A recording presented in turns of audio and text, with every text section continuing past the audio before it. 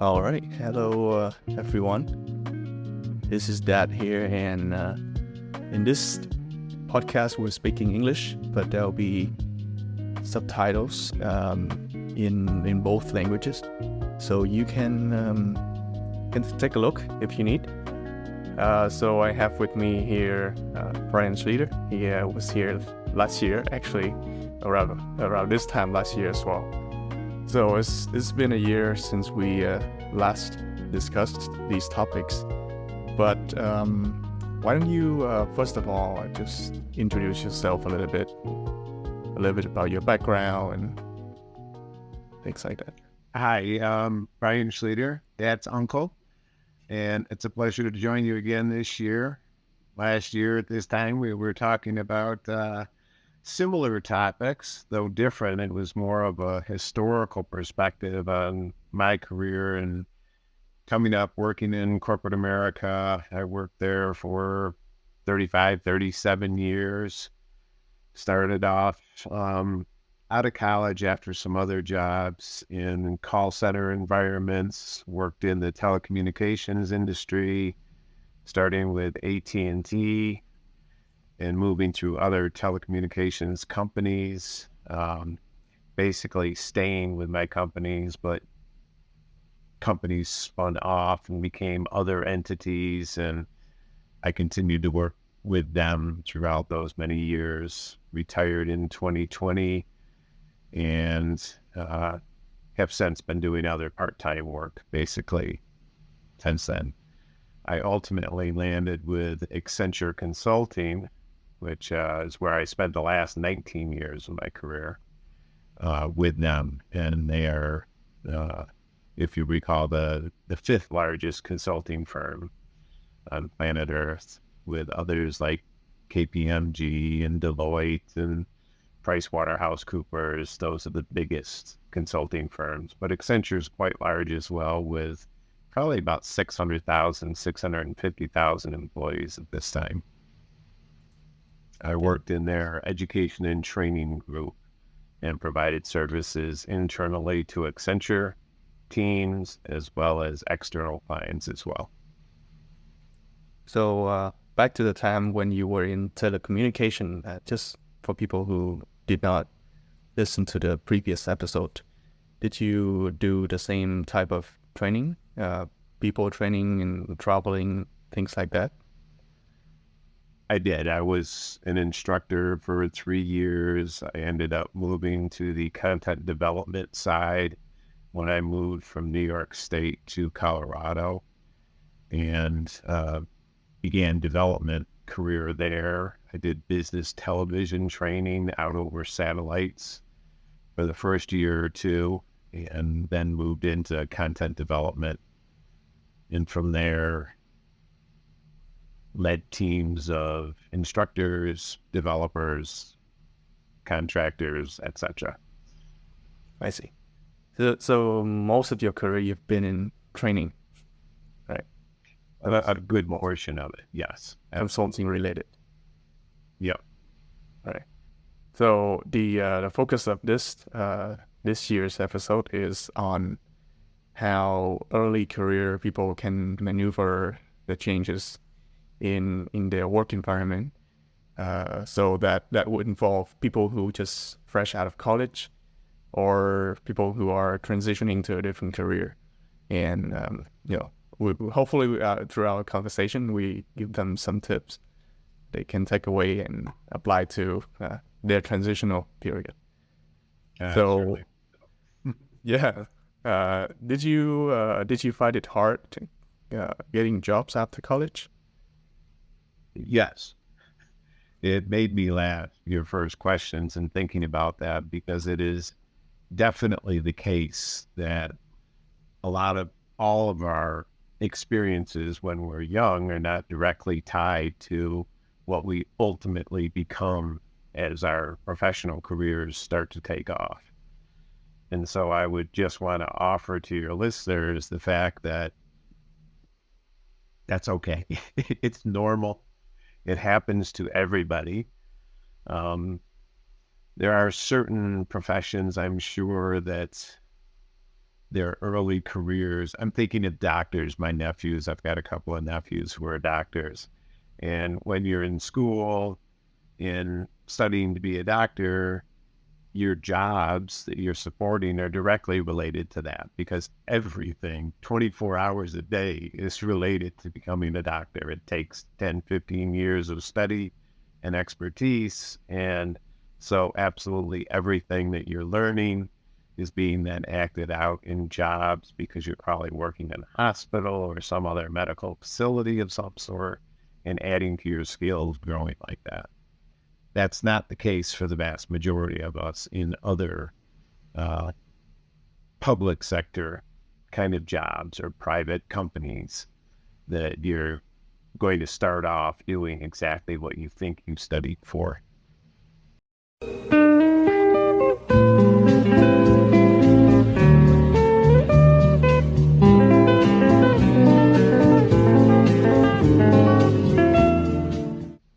What kind of jobs did you do before you got into telecommunication and consulting?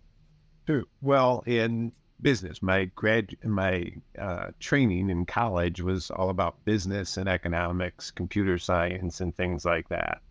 And this was a long time ago. So that was the aspiration, doing something in business. It always made sense to me that business applies to absolutely every industry, everything that goes on in the world. And so understanding the principles of business for myself were important, whether that's accounting, economics, managerial skills, marketing skills, whatever came to the forefront in that.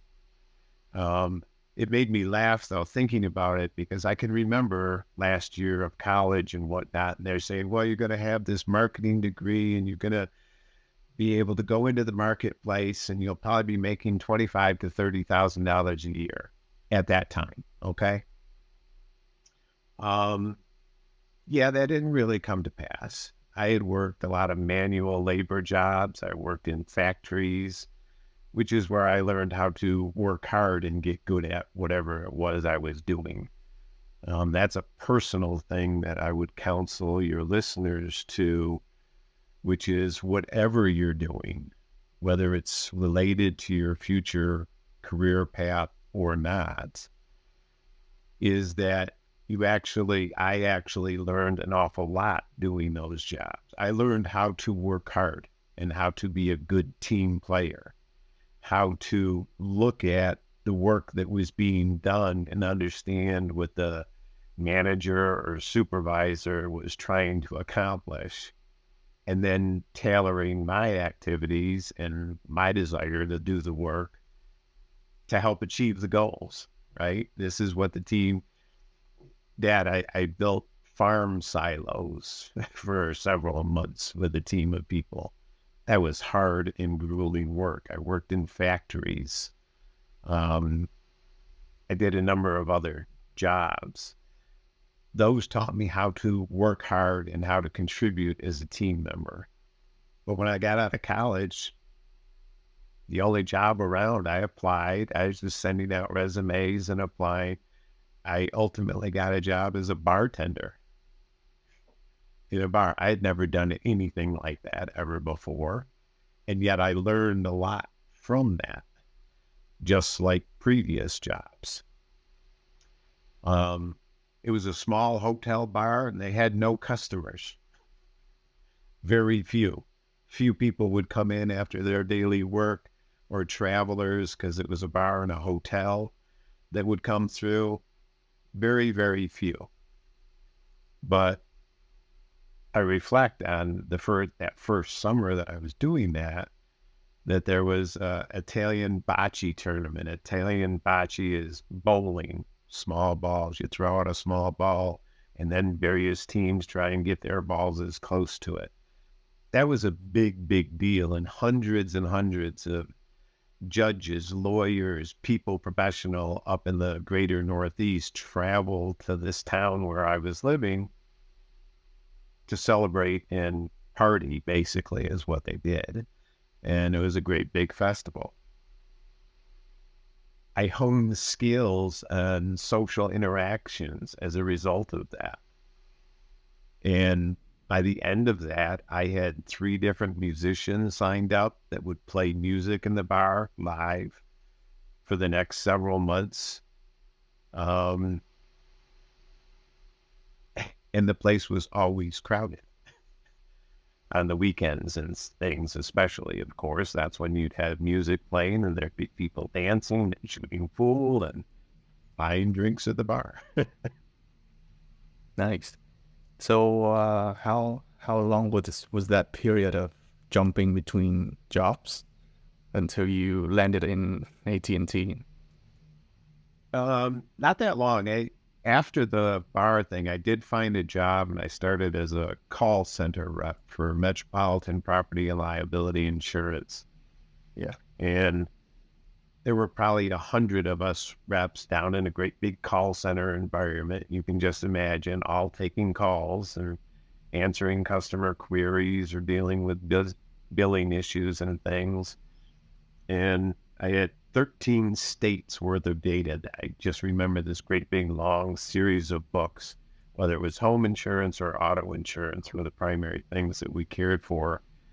In each of the states have their own different rules and regulations and things. And so that indoctrinated me into corporate America, if you will.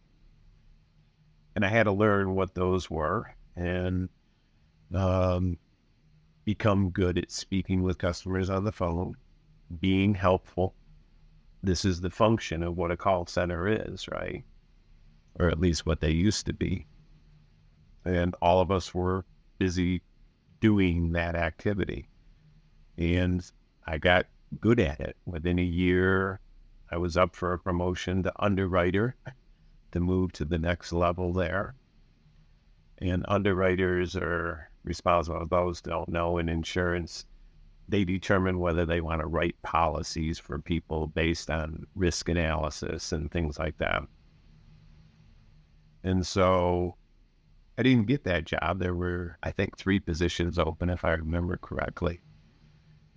And that didn't work out. And I knew I didn't want to stay in call center forever. So I ended up making a pretty significant change. I moved 40 to 50 miles west from there to a larger city, Syracuse, New York, and applied for a job at AT&T.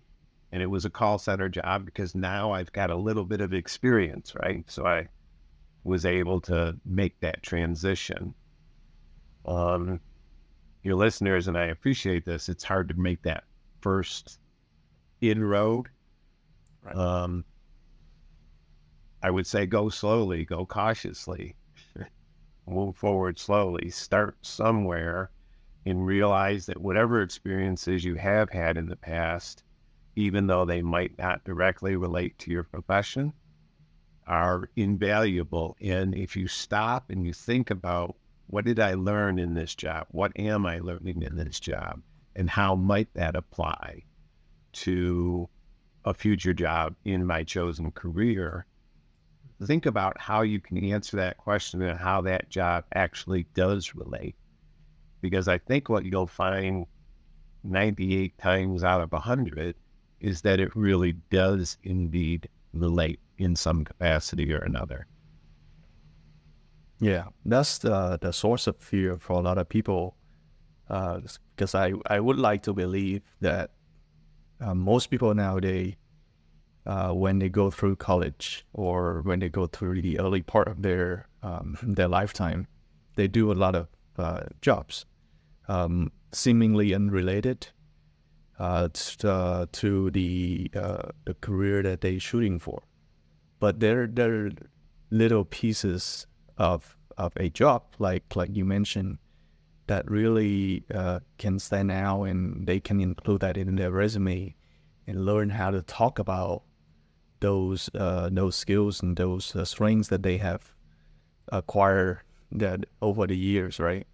So most people think that they start from zero and they have no experience, but in fact they do have some experience to include, and then they just need to learn how to talk about their skills better.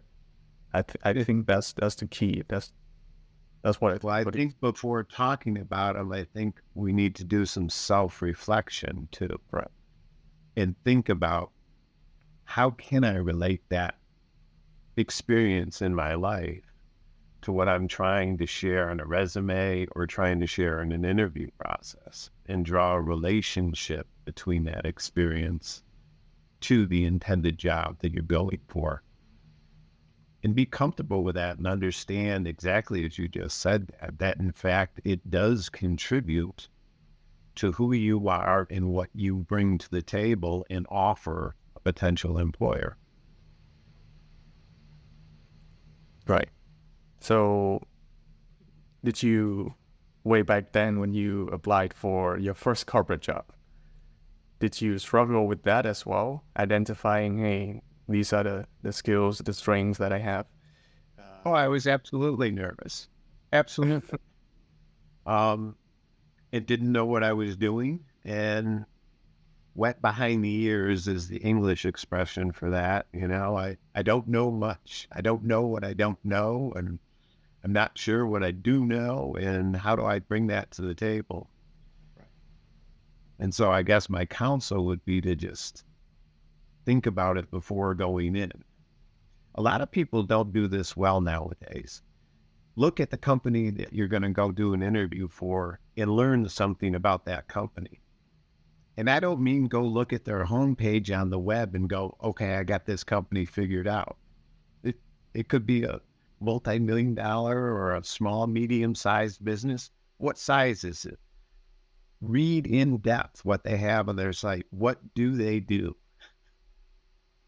Think about questions for that interview that you've got lined up that lets them know that you did your homework to learn about their culture, their work. What do they do often? You want to be hired, right? That's what you're going for. So you need to know a little bit about them before they go in. That shows them that you have a genuine interest in them. So what struggles are you having in sales, if that's what it is, or servicing customers, or losing customers in the current economic times and downsizing? That's happening in the world too. And just be ready with a few of those things to go in with and have a genuine conversation. Be yourselves, come to the table, be able to share what you've done, where you've been, what you're hoping for. But it's not all about you, the potential employee. It's about how you can fit into their organization and help them. Yeah, I tell people I work with all the time. They're not only looking for an employee who's good at technical skills, but also someone that they can work with, someone that resonates with the company's culture and mission statement, right? So those are the things that a person has to study. And that's almost more important than the technical skills, honestly. Really? Because I can teach technical skills when you're in the company. I can show you our processes and methodologies and how we go about doing this work and why we do it the way that we do it. I can show you and teach you that. But as you were just saying, exactly right. Can you work with the team? Can you follow orders, if you will? This is the process. This is the way we do it. So can you get in line with that? By all means, after you've been there for a while, if you've got other ideas about maybe we could do it this way or do it that way. And you might hear, yeah, we tried that. That doesn't work. That's a thought. But learn their methods first. That's teachable. And everybody's coming out of school and you've got the technical skills and it's all in your head, and that's great. But it's actually more important. Can I work with the team? Can I work with my manager? Can I work with other teams? Am I a good team player?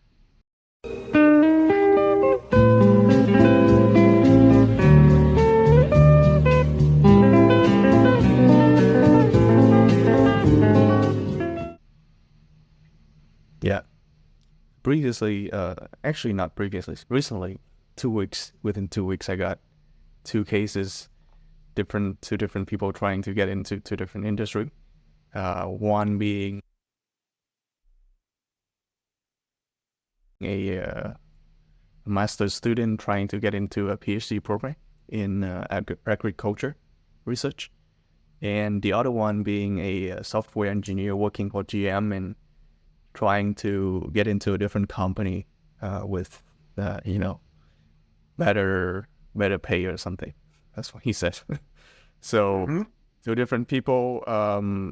The first person was the one who applied for a PhD program, was concerned about how do I talk about things that I don't know, because in his mind he's done some research, he has some publications, but there are a lot he still doesn't know about the industry, about the future directions for his research when he get into PhD.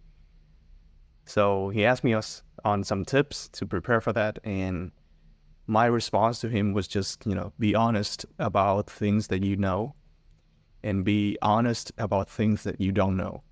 Because when you sit down and talk with your professors, experts in the field, they know exactly what you don't know, what you do know. So if you're trying to cover it up, or if you are trying to right through it, they see right through it, right? And the other person who's applying for a software engineering position was suffering with communication skills. Even though he had some direct experience in the field already, he was not confident about his networking skills. He doesn't know how to transition to a different company. So the first case, I think, speaks to what you said a little bit. And the second case brings up a point of, while being at a position, whatever it is, you need to do a great job at it with a great attitude. And you need to learn how to connect and build good relationships with people that you work with as well. Right.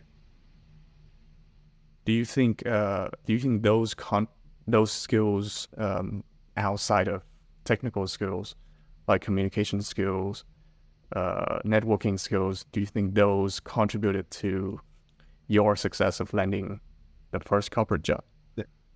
Absolutely so. Absolutely so. Incredibly important, that networking, being able to build an interpersonal relationship, even with someone that you just meet, finding a common ground to start a discussion. Can't tell you enough how important that is. And you'll forgive me, I hope, but I see so many of the youngers now. Everybody's always on their phone. This is an inanimate object.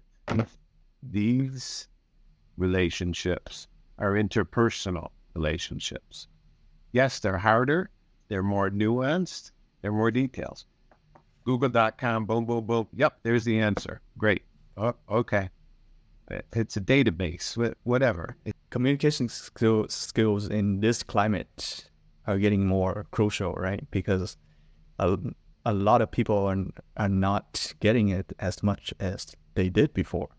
So I think someone who is able to focus, someone's able to organize, prioritize their task, and communicate well. Those are people that, every company wants, really. Because they can relate to them.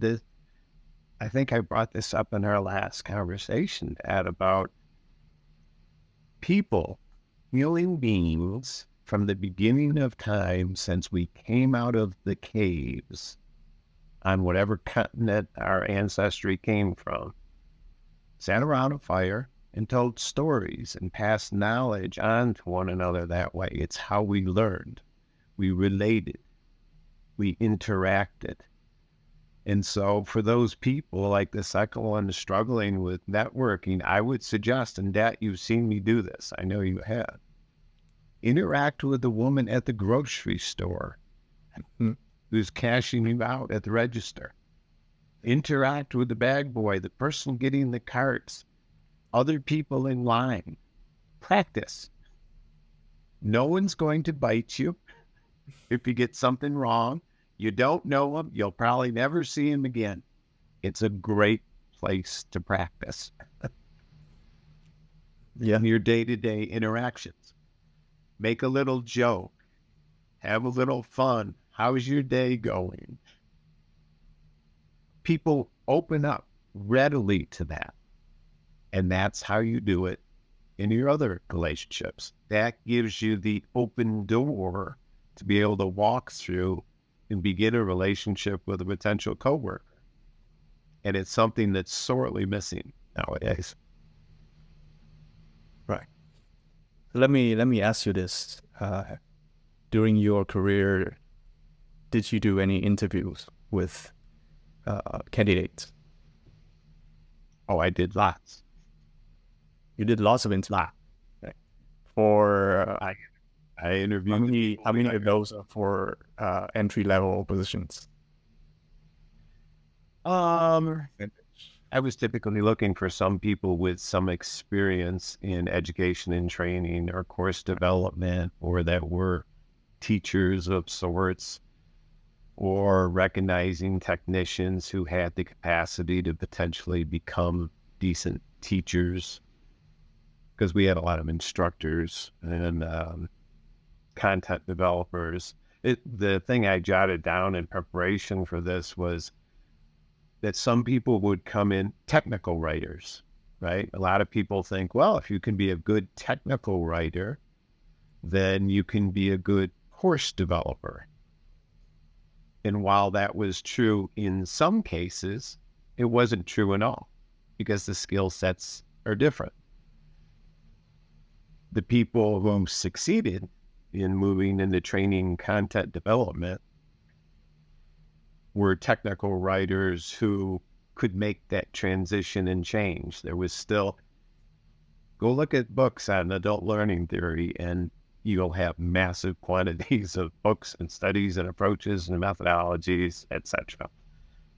Different models and whatnot to do that from. Be willing to learn, right? You're out of college, you're going out of college, you're looking for your first career, or you're coming out of your master's program and you're ready to start in the job market. You aren't done learning yet.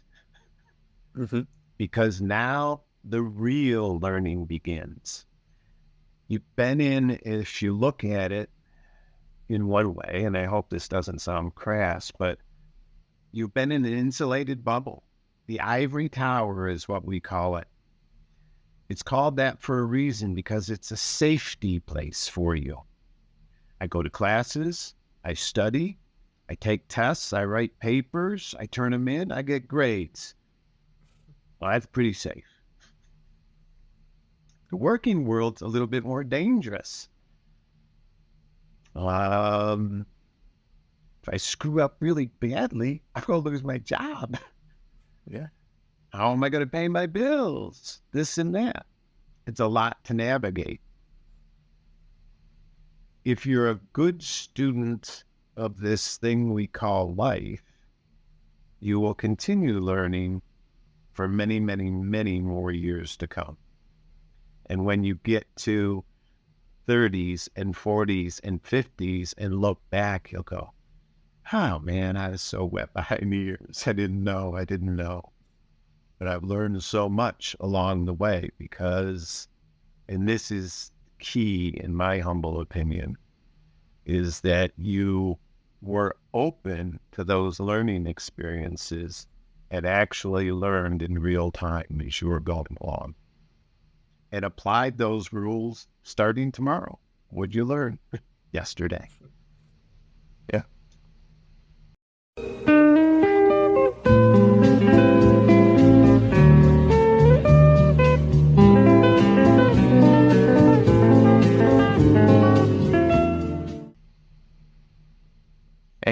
Any other common mistakes you see in early career folks as they enter the interview and as they begin their work?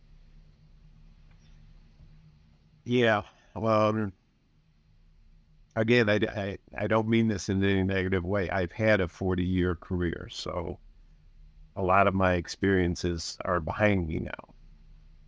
I saw a lot of younger people in their 20s and 30s feeling like,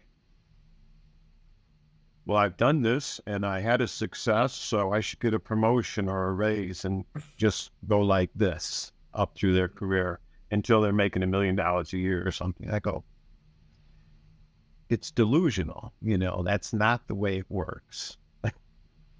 I would suggest to your listeners that they expand their horizons. You have your college degree and your expertise is in this function, and you've attained a master's or bachelor's, going for a PhD. But it's very much like this. Real life is wider, like this. Mm-hmm. And so for myself, my career, I recognized this early on in my career. I really did, that I would be at this level, but then there's another job over here that's another aspect of what the organization is doing. What can I learn about this as well? And this, and this, and then this, and this, and this, and this, and then this, and this, and this, and move up at that level. But your foundation, your strength is no longer like this, but much broader and candidly much stronger, because you can speak to different teams and different groups and different areas about different things and have an understanding of what they're faced with. And suddenly you're relating and offering up ideas. Have you tried this or have you tried that? And they're going, yeah, I like working with people like that because they're bringing new ideas, new possibilities to the forefront. But you've got to be willing. It's frustrating. I know, I get it. Spent a lot of money on schooling, a lot of money on education, a lot of effort, time and effort has gone in there. But the reward will not be instantaneous. The true rewards come slowly, meaningfully, in parts, not hungry and sit down and eat a great big feast. You take bites and you work through to be filled, right?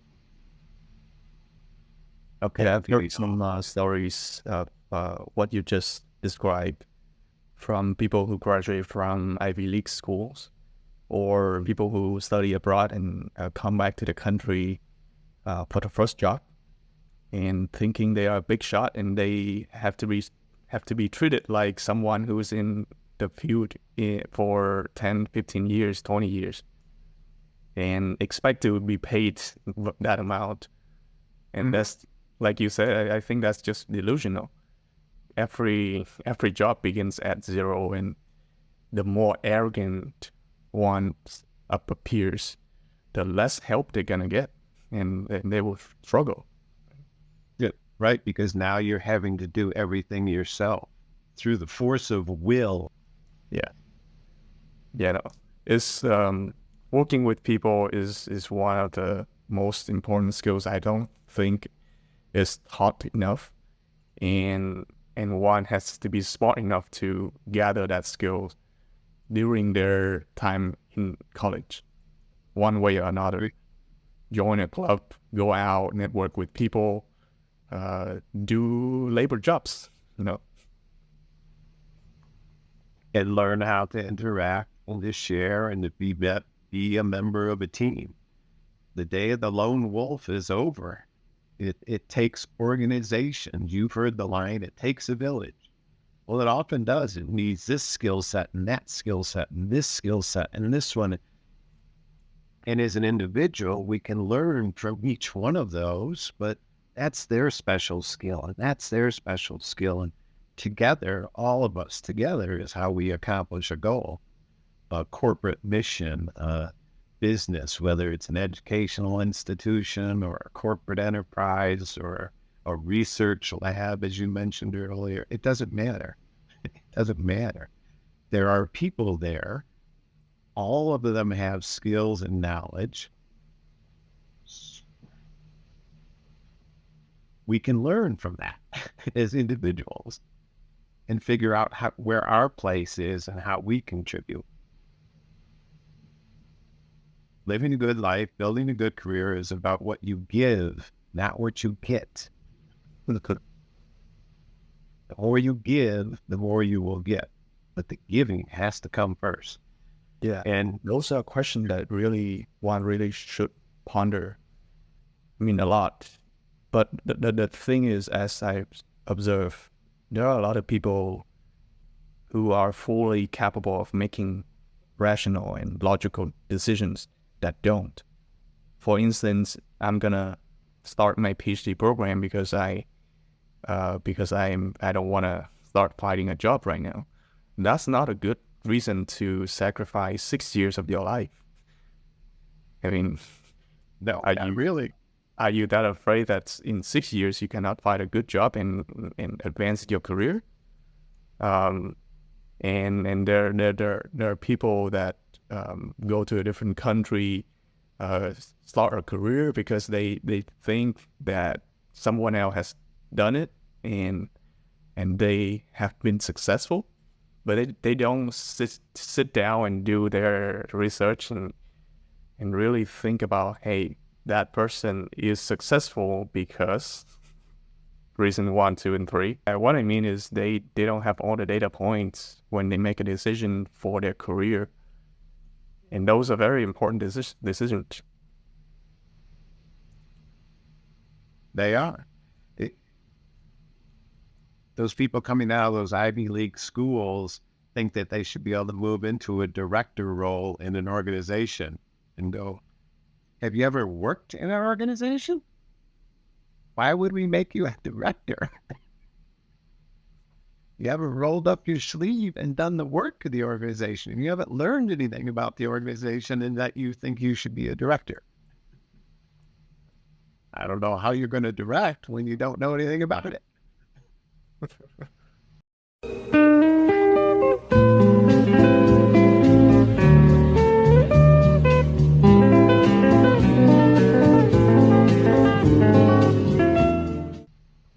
Exactly. Let's see what else we can cover so people have a good idea of what they need to prepare. If you have to choose the top 5 skills beyond technical skills for someone to be successful early, quick in your field of consulting, what do you think those are? Good. Well, technical skills are going to be one of the 5, definitely. You have to be competent. And what does that include? The technical knowledge of whatever field you're in, right? Are you pretty comfortable knowing what you know? And is it truthful? You got to ask that of yourself. Do I really bring the skills necessary? Assuming that you've gained those through education and practice and all the work that you've all put into your education and whatnot so far.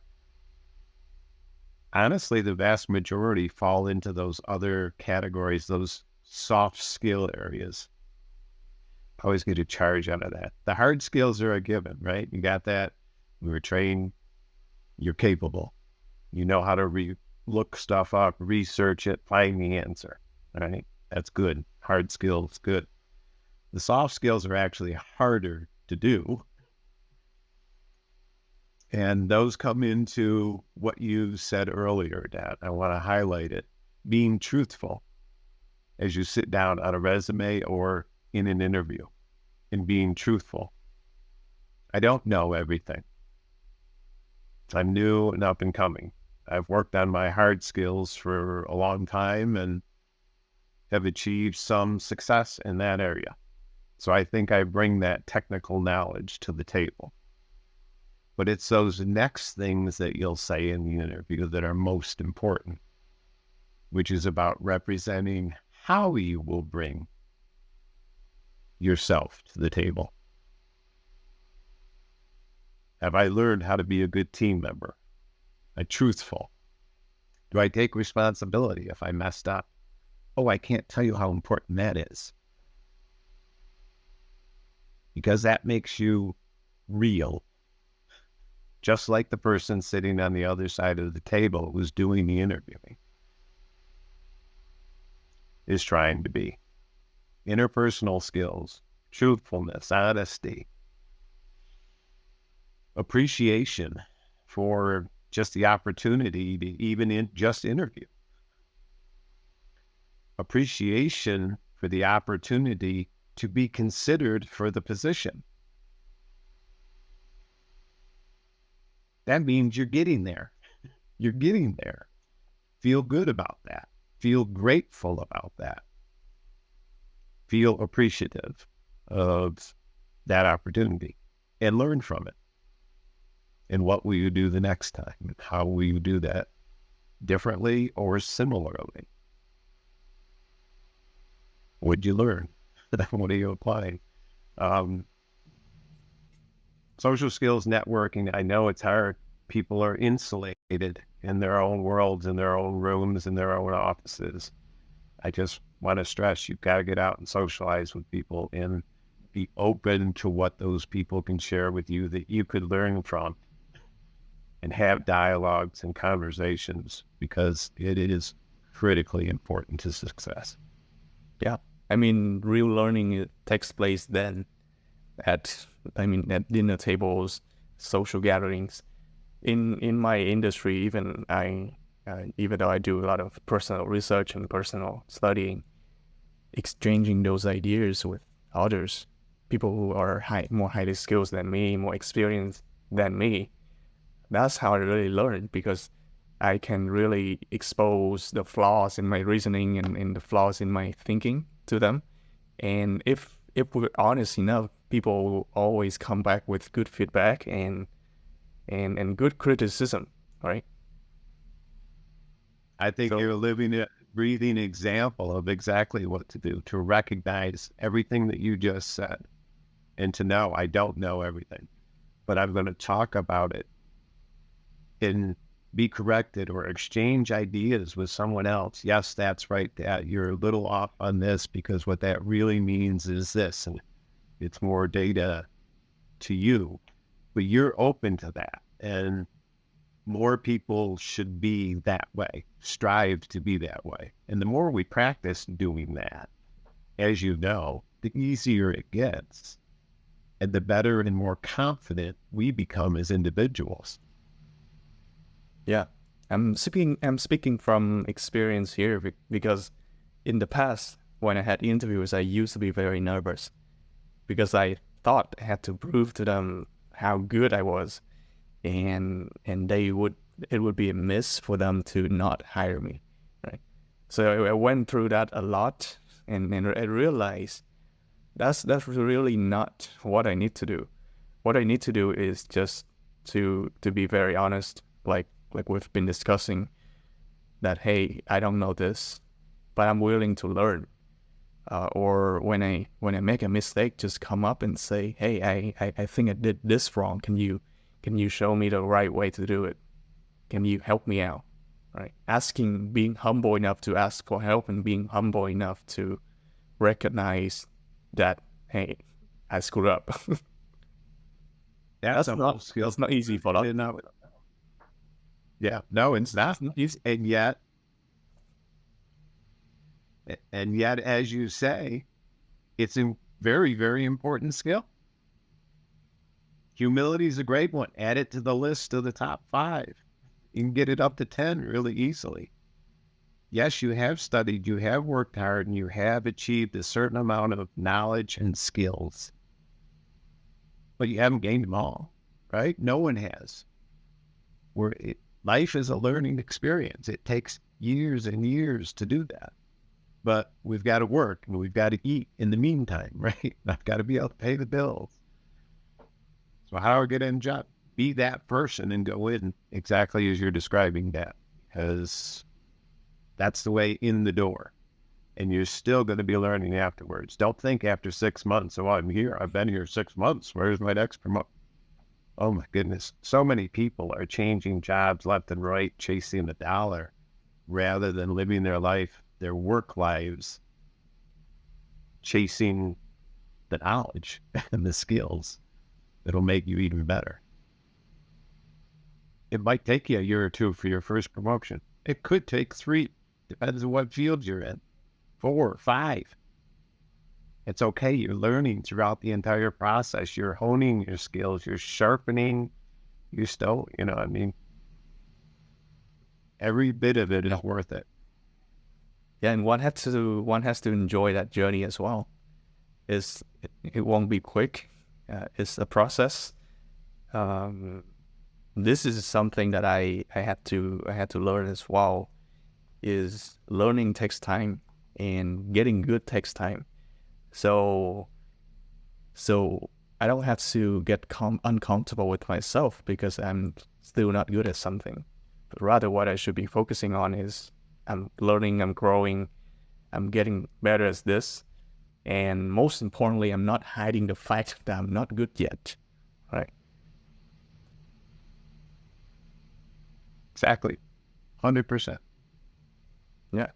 So the nervousness of a lot of people when they go into interviews or when they are new to the job, it comes from lack of experience, but to me it also comes from the fact that they're still trying to fight the fact that they're not good. They're not at peace with that. It's a very good, insightful way to look at it, that they believe their knowledge and skills are here, but they're still feeling and they recognize, they know they're here, but they want to put on the airs of being here. I would suggest to all your listeners, be this person and then get to there. Exactly. Yeah. I have an extreme example of someone I know very well. She studied law for a long time, trying to be a lawyer. But then for some reason, and she was in Vietnam at the point, for some reason she decided to go into business analysis, being a business analyst for I think for Unilever or something in Vietnam. So it's this big corporation, foreign company. So they had very strict rules about who they select as candidates for interview and who they hire. But this person with no skills in business analysis or any type of analysis at all, go into the interview, be genuine, show all the good things that we've discussed, be honest that she doesn't know anything, but hey, here's what I've done in the past. I've done a lot of communication with customers. I have that experience that may help in my process of learning. She was a law student, so she knew how to do research. She knows how to do research.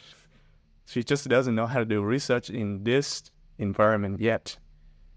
But what happened to her was the recruiter liked her enough that they tried to convince her to come back for a second, more informal interview where they discuss, potential hiring and things like that. But she turned that offer down because she had a better place to be. What happened is that company actually, that recruiter talked to the CFO of the company and asked the CFO what he could do in this case, trying to get the salary up to make the offer more attractive. Have you experienced something like that with anyone you worked with, where the company really want that person and will do whatever it takes to get them, basically? It's a great story that you're telling there. And the reason that the recruiter went to the CFO or his boss or whomever, right, up the chain, was because he saw something genuine in her as a candidate. And she didn't have any of the technical skills. as you said, wondrous. How is that possible? Your listeners might wonder and go, it's because of who she is and how she presents herself, not from what she brought to the table in terms of her law studies. No, it was more than that, significantly more. It's a great story. Do I have any like that? I typically, because I did, as I said, I interviewed a lot of people. It didn't, I hired a lot of people. I let a lot of people go over the years. Just the fact that you have to think about it just speaks to the reality that is rare to have a situation like that. But it's possible. Definitely an anomaly. Yeah, definitely an anomaly. Yeah. But I knew people that I would hire and we'd go through that. I remember one that was kind of the opposite of that. There was someone who had experience in corporate education and training and whatnot, and he had 10, 15, 20 years experience in an interview, but he was a tech writer. And I was trying to help him during the interview process, talking about the ADDIE model, and these are standard things that we do in education and training: analysis, design, development, implementation, evaluation, ADDIE model. And that's how you build adult learning. And I tried to help him out a few times, but it didn't take 15 minutes. And I said, I think you and I both know that this probably isn't the job for you. I appreciate you coming in. We left congenial. It was totally fine. He understood. Have I had people on the other side of that table like what your story? I can't think. I knew that I knew when I interviewed a person like what you described, I knew I wanted them on my team, though, or I wanted them in our organization, because this will work for you if you want. I have another skill, or not really skill, but I think character I want to throw in the mix. Proactiveness. The reason I say that is because it really takes proactiveness to do all the research, to think about a plan for that position.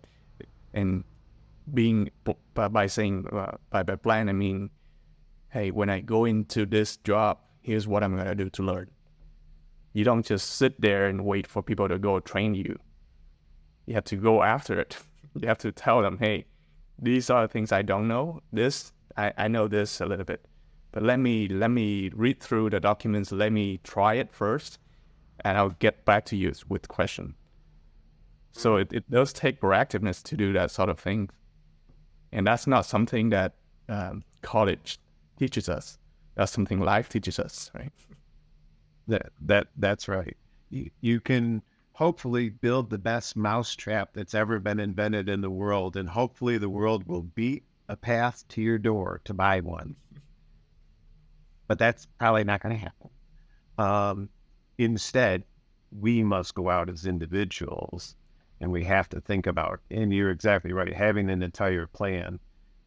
How would I present my technical skills and capabilities in a way that is still humble and understanding where I'm at, new to my career? How do I do that? How do I demonstrate and express that I can be a good team member and contribute to a team and work well with others? How do I represent that I can hear what the corporate mission is and desire is, and how can I help support that and articulate that to the interviewer? And how can I do it in a pleasant and pleasing manner that hopefully is truthful, proactive, truthful, honest, humble? How do I mix all that together to create a secret sauce? I'm thinking of my FedEx interview now. I worked part-time at FedEx. I went to an interview for the part-time job in my retirement. And they're going through all the jobs and things. And there was one point where the interviewer was madly looking at his paper and saying, you can only be out so many days a year and you can only be late to the job so many days at the year. And he went on and on and on for about a minute to ask me the question, are you okay with that? And he finally lifted his head and looked at me.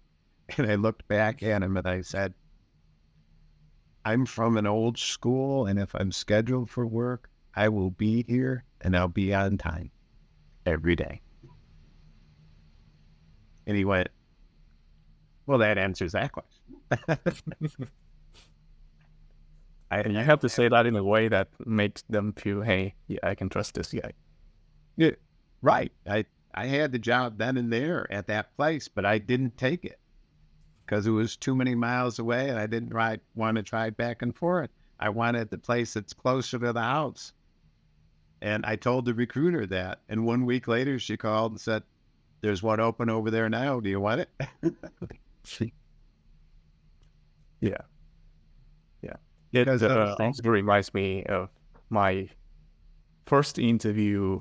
I think I can consider that the first interview ever is when I interviewed for the visa to come to the US. The first time I did terribly. That's why I didn't get it first time. But I came home and I learned a lot from that experience. And most importantly, the nervousness went away the second time. And I was able to be myself. And so the question is not that much better, but with much more confidence. So relaxed confidence is something that I think we all can benefit from. We can all shoot for. It's not always possible, but I think that's important as well. I'm glad you're highlighting that again, because that's another skill, is genuineness. Being yourself. Being comfortable enough and confident enough with yourself, just as fellow human being on the planet. I don't know everything. I'm probably never going to know everything. And yet I'm still here and I want to contribute and I want to help. And being able to do that in a way that the person that you're talking with actually believes you and says, I trust you on that. Let's give you a chance. So genuineness and really bringing your whole self is really important. People don't think about that enough. And I think you just said that very well. Yep.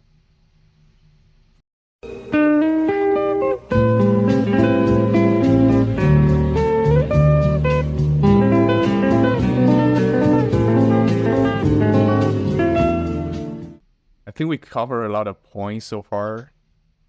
Did I miss anything on your notes that the listeners should?